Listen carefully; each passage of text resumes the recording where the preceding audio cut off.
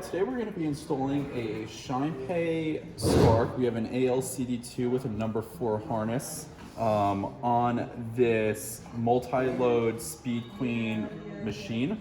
The first step to any successful ShinePay installation is ensuring that the power has been removed from the machine. We've done that. Now what we're going to do is first we're going to come around here. We've taken the liberty of opening the machine up. And you see this little connector right here, and we just want to remove where that connector is plugged in. We just want to pull it out.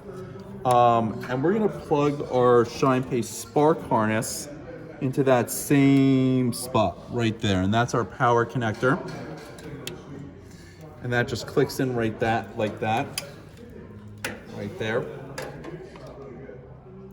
And then what we're gonna do is, we found our coin mech harness and plug, and we're just gonna unplug these two, and we're gonna put the plug the ShinePay Spark into the machine. And then we're gonna, optionally, if we wanna keep coins, we're just gonna plug the Spark into the coin mech, which is right over here.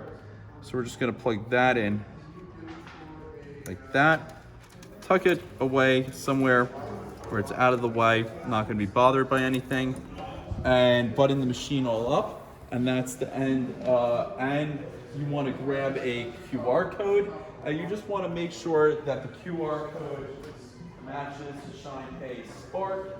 And as you can see, we have our QR code that would go with this Spark, and you place it somewhere visible on the machine with your Pay with Your Phone sticker as well. You wanna have your Pay with Your Phone sticker somewhere on the machine as well.